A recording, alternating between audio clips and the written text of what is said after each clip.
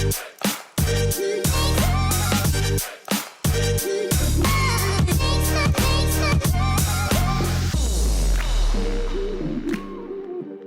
everybody and welcome to this week's Motor Trader Radio podcast brought to you in association with eBay Motors Group. It is Saturday the 24th of April and you're joined by myself, Philip Nothard.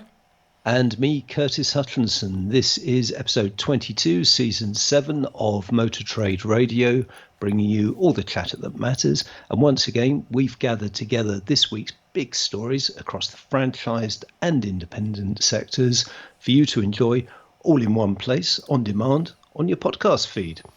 So, I mean, we can't start off yet until we've spoken about the midweek interview, and we had the absolute pleasure of getting a good old friend of the podcast over the years as Alan Harding, who's the owner of JA Autos in Sutton, down in Surrey there. And during the week we recorded an interview with Alan as he's talking about his business in lockdown, pre-business in terms of being in Sutton there for 30 years, moved his location 15 years ago, and what he's been feeling of the market, and he even went into the world of sort of the impact of electric vehicles, didn't he? Because he's sort of on the cusp there of London and the impact of the zoning emission issues that are going down in London and how that affects his business. So a great interview that. Yeah, no, it was a fascinating chat that we had with Alan, and Alan is a true sole trader, isn't he? He runs the business himself, and the day that we spoke to him, he'd been out delivering a car,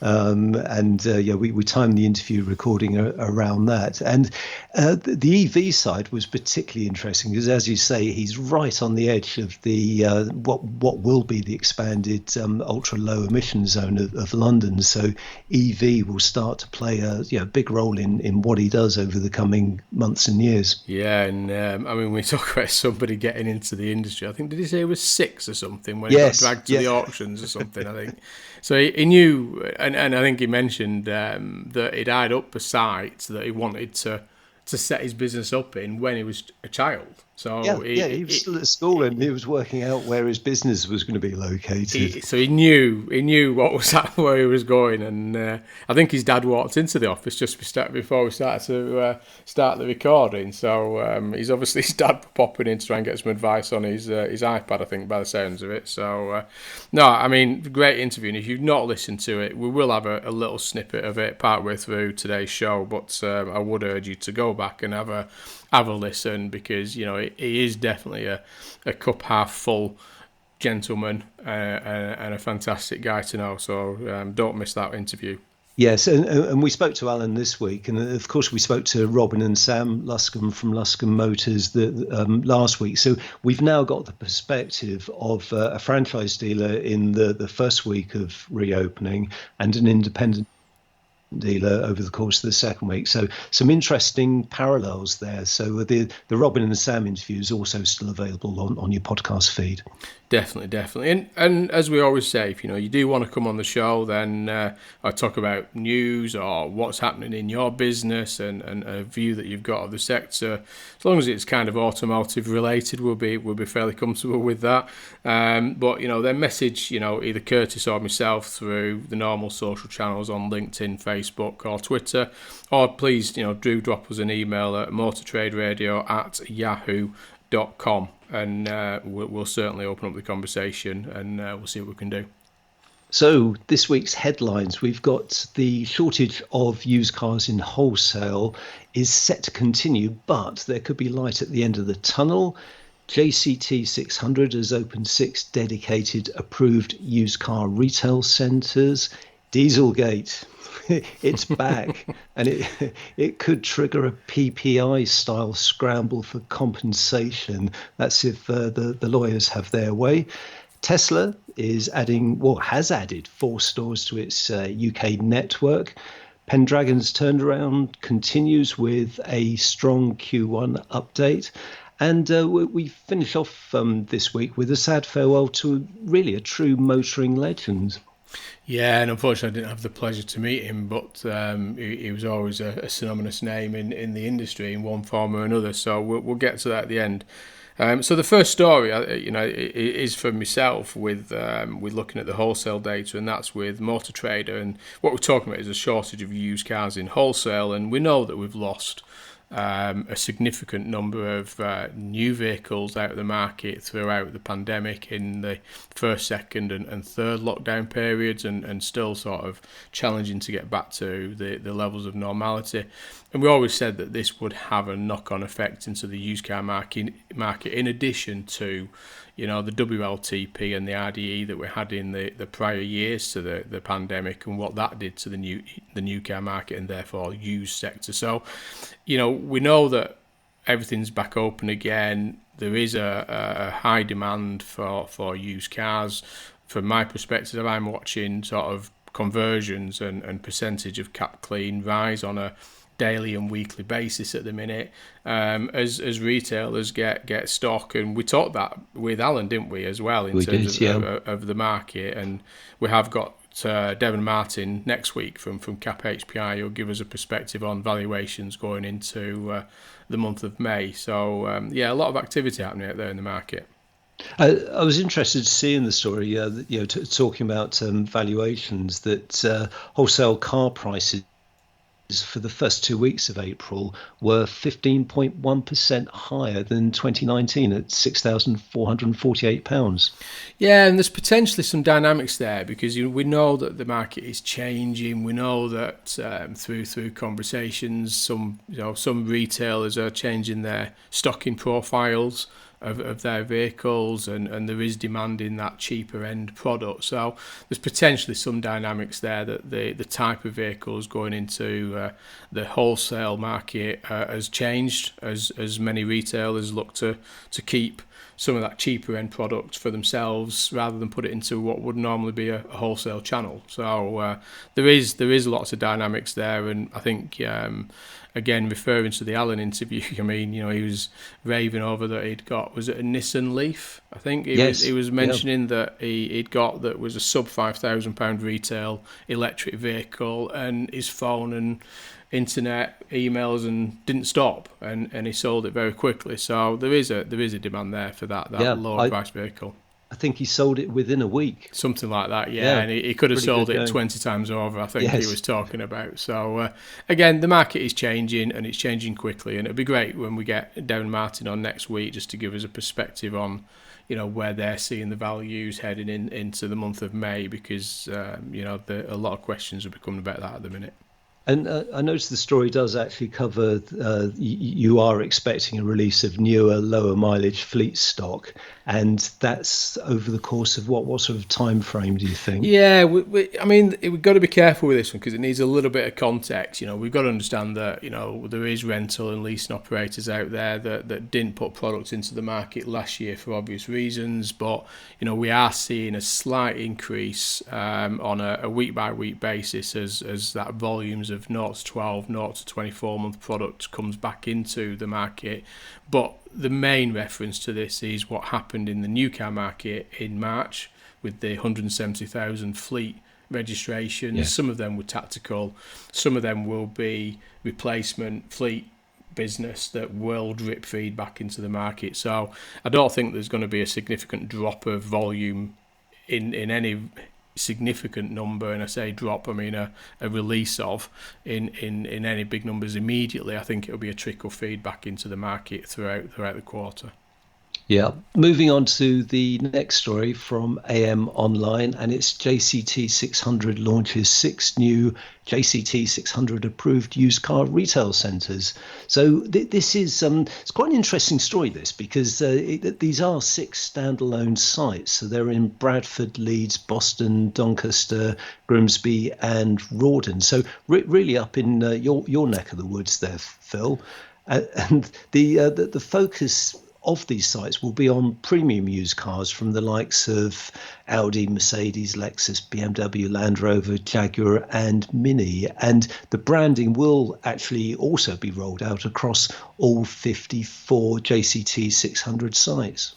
Yeah, and as you say, I mean, they are a sort of a northern operation, very, very much a family business, and a synonymous name around the area there. But you can see what they're doing, why they're doing it. A lot of focus on used cars at the minute, for obvious reasons in terms of the market demand and disruptors entering the sector. But, the fact that they are going into that approved centres, particularly around the more premium brands, as you say there, with Audi, Mercedes, Lexus, BMW, Land Rover, Jaguar and Mini, that they're really focusing on a certain demographic of the marketplace which is in demand at the minute, and they have the portfolio, they've got the coverage to be able to do that, and you can see it makes sense. One, giving this specialist focus on some of those premium brands from a used vehicle perspective, but secondly, giving that consumer confidence through that approved used car scheme that we know that consumers do want, don't they? Yeah, and the approved scheme will include things like 90 days warranty, roadside assistance, 6-month MOT, and 14-day money-back guarantee. And what interested me in this story is that they actually say how many used cars JCT 600 has sold since 1946. And it's over 1 million. So over 1 million used cars sold by JCT 600, which is incredible. And I think they've got a nice little classic car selection somewhere within the business as well, probably from the early days. So, very, again, a name in the sector that everybody know with Jack Tordoff there, and now his legacy in John Tordoff. So, again, great operation, great business, and one well-known across the sector. Yeah, and heading over to the Times, the headline there is nearly 400,000 motorists join fight to sue over mis-selling of diesel cars. So this is the story I mentioned at the top of the show. This could see a triggering of a sort of similar compensation movement to the PPI scandal of sort of recent years. And I've actually heard, I mean, we were talking about this before we started recording, I've heard a number of adverts on the radio, and they're now on TV, have you been missold a diesel? If so, contact this number. And one legal industry figure quoted anonymously in this story says that 9.6 million vehicles might be affected, and that the average payout could be as much as £12,000. So what did you make of this one, Phil? Yeah, it's kind of one of them things that you just wish it would go away and be done. I mean, I think I've been watching something over recent weeks that Mercedes have been brought into the headlines now rather than Volkswagen around the Dieselgate issue, and now we've got this. And I think we've always thought, wonder what. I think there was, in the early days, there were these kind of, as you say, the ambulance chases is probably the wrong reference, but this PPI chasing perspective that I think you're absolutely right. I'm trying to keep away from that, but it was kind of inevitable, and the problem is there's nothing else for them at the minute, is there? That's the thing with this, that in the early days of it there were other things around the PPI claims and a lot of more activity. That's now finished, and it's something for them to move on to, and in many ways you think it would just put it to bed and move on, but it's a big thing, isn't it? I mean, it's hit the sector hard, and it's certainly not what the lawyers of the manufacturers probably want to be focusing on now on the back end of a pandemic, and certainly from a financial perspective, with the hits that some of these manufacturers would have had through the pandemic as well, it's not probably what they're wanting either. But it'll be interesting to see if it does get legs, this, and does get picked up. And as you say, I mean, what is it, 9.6 million potential claims there? I mean, that's a significant number, isn't it? It is, yeah. And the story goes on to say that the law firm Lee Day is involved in court action against VW and Mercedes, but is investigating claims against Audi, Citroën, Jaguar, Land Rover, Nissan, Renault, Peugeot. The list goes on and on. So I guess what we can all expect is a rise in those nuisance calls. Yes, yeah. They will be phoning everyone, and we endured that during the PPI scandal. So sadly, I think it's going to happen again. And as you say, I mean, it's back again. Just when you thought it was all over, it's a bit like the Terminator. It's come back again. But we'll keep an eye on this one. You're listening to All the Chatter That Matters on Motor Trade Radio, brought to you in association with eBay Motors Group. This is your weekly one-stop shop for all the biggest car retailing headlines, available on demand on Apple Podcasts, Google Podcasts, Spotify, Amazon Music, or wherever you find your favourite podcasts. As Phil said earlier, if you'd like to come on the show or have any news stories or press releases you'd like us to cover next week, then do drop us an email at motortraderadio@yahoo.com. Now, next up, we've got an extract from our interview that we recorded during the week with Alan Harding, who is the owner of JA Autos, the award-winning independent retailer serving Sutton in Surrey. You're already selling EVs from your business, and Sutton, your location, you're on the fringes of what will be London's expanded ultra-low emission zone from October. So do you expect to see more demand from your customers for EVs, and how do you think that will impact the business in the sort of short to medium term? I think, to be honest, Curtis, I mean, funny enough, I've just sold a Nissan Leaf this week, which was a car that was bought last week. That's literally been in a week and sold one the week prior to that, I think. So we've done a couple, dipping our toes in the water. It's a learning curve for us as much as anyone else. I think the demand is there, certainly, I'm sure.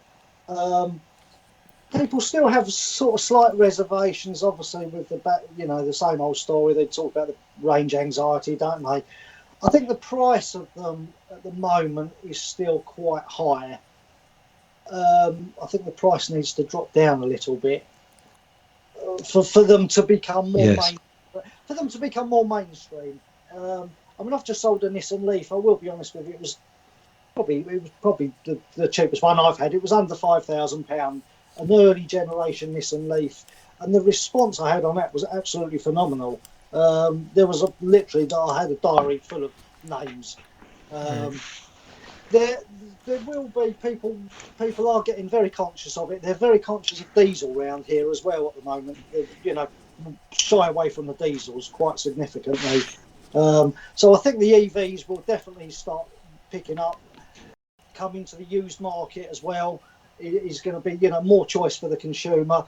Prices I'm sure will sort of start levelling off to a more affordable price. And I think that will be the way forward for most dealers, I'm sure.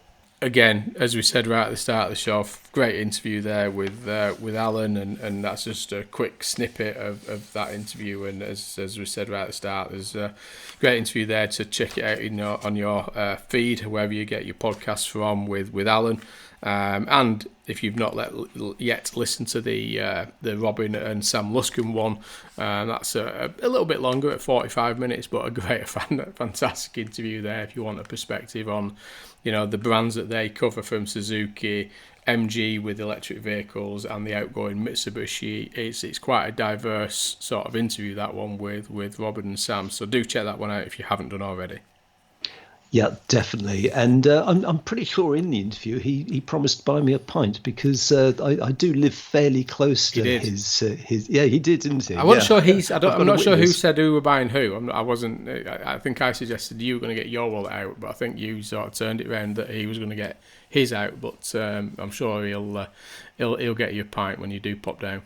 Yeah, definitely. Well, we'll catch up over a pint and a natter. So moving on to AM Online, and the headline is Tesla's UK expansion delivers 10 EV store openings in 12 months.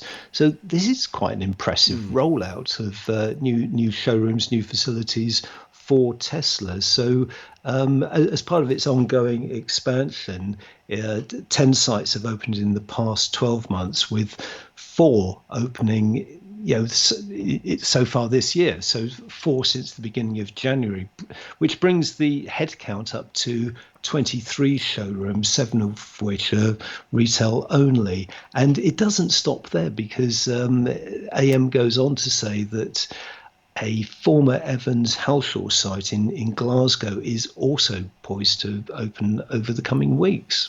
Yeah, I mean, it again, it's it's an interesting one because we always saw Tesla as just having these pop-ups, but actually in the story it does give you context of the volume of sites and the after-sales elements of those sites, and the showroom up in Scotland with the Evans Allshaw then does indicate that these aren't just a pop-up shopping centre browse store kind of operations. It seems to be moving into a conventional, should we say, car showroom environment if they are buying things like the Evans Allshaw business.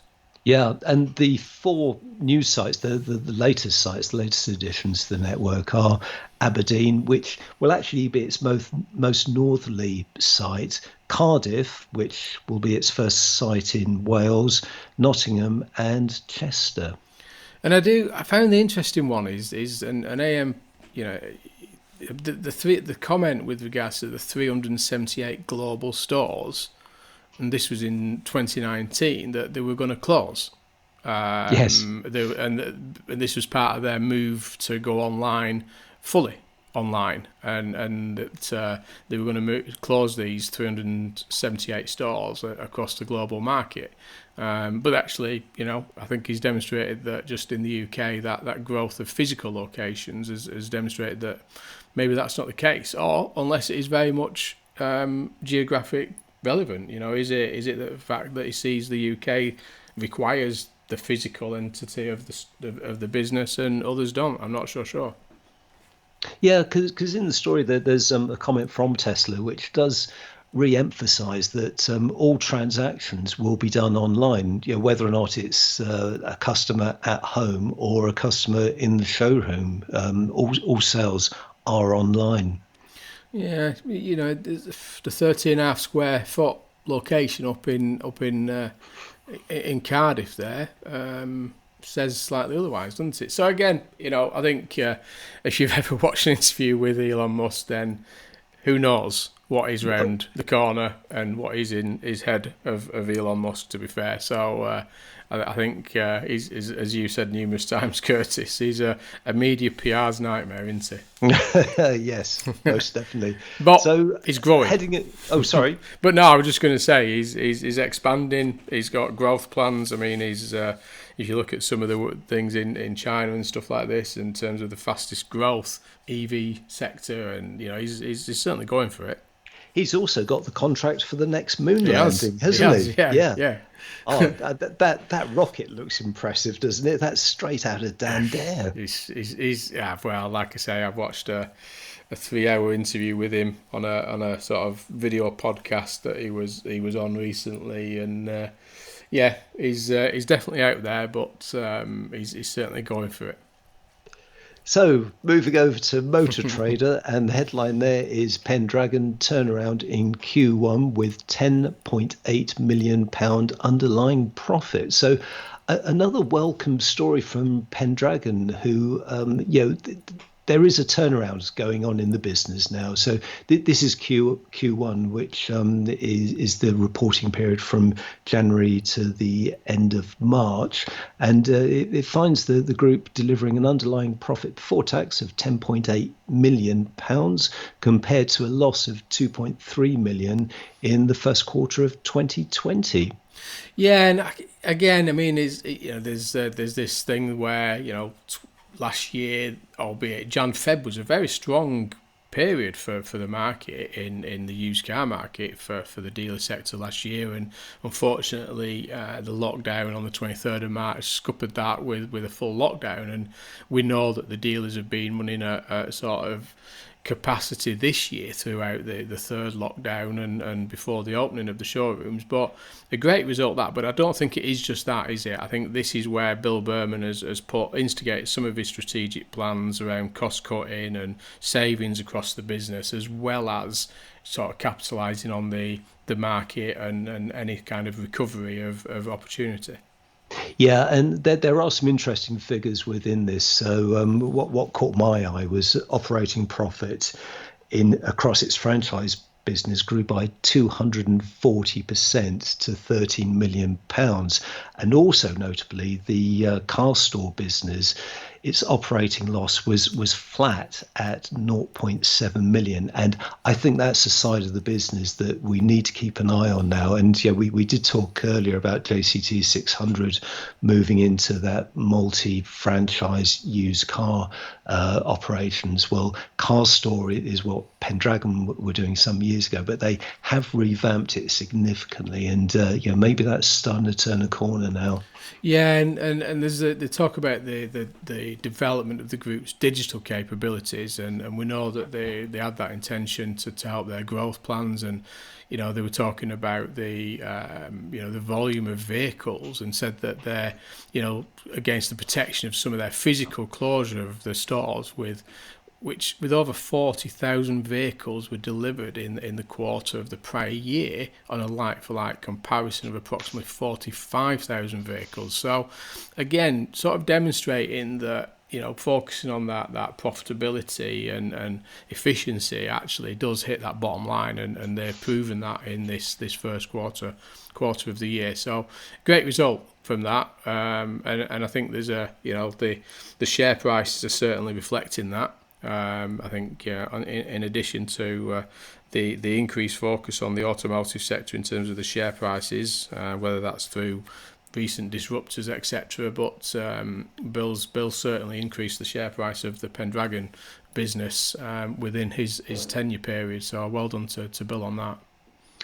And finally, we'll head over to Autocar, and the headline there is former Ford engineering boss Richard Parry Jones dies, which very sad news that reached us last weekend. And our thanks to Dash Gupta for sending us a press release on this, because of course in more recent years Richard Parry Jones was chairman of Marshall Motors, but I chose the Autocar coverage because it's written by Steve Cropley, who actually knew Richard Parry Jones very well, got to know him very well over the years. So it's an interesting piece. But, Richard Parry Jones had such a huge legacy because he was the man that really helped turn around Ford's fortunes in the early 90s, notably so with the Mondeo, because he was in charge of the driving dynamics. And that's really where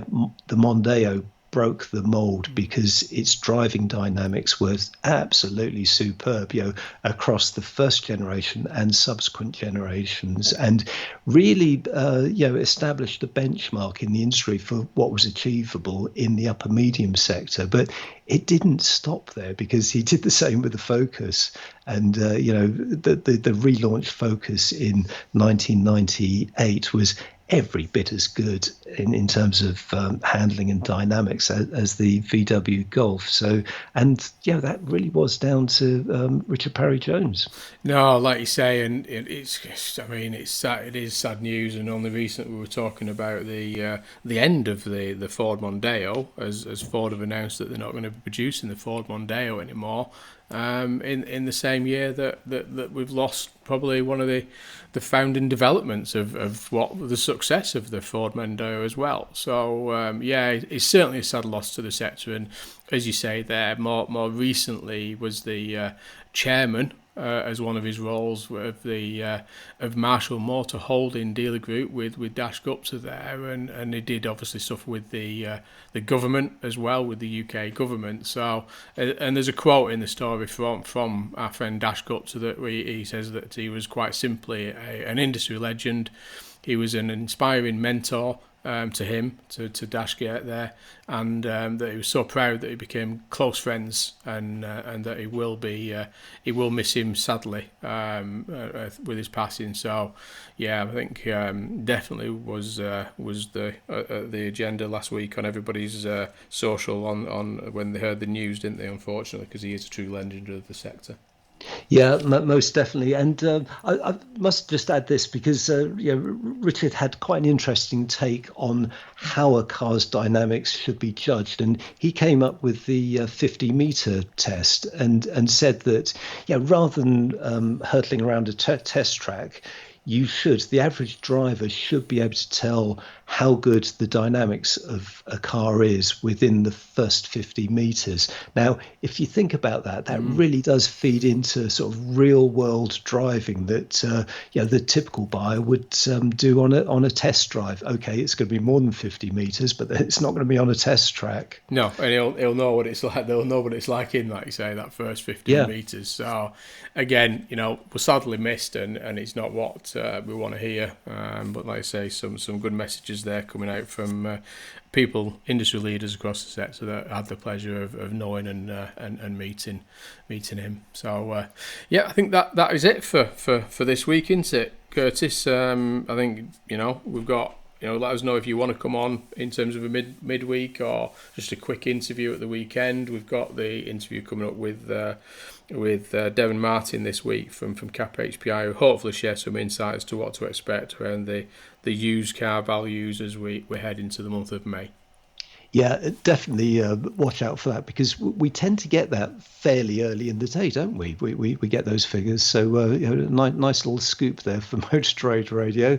But unfortunately, that's all for now. You've been listening to the weekly Motor Trade Radio podcast, brought to you in association with eBay Motors Group. Thanks for joining us for all the chatter that matters. Do check out your podcast feeds, as we said earlier, for our interview with Alan Harding of JA Autos. Also, our interview last week with Robin and Sam Luscombe of Luscombe Motors. They're still available. Philip and I are back again next weekend with the week's headlines. Until then, it's goodbye from me. And it's goodbye from him.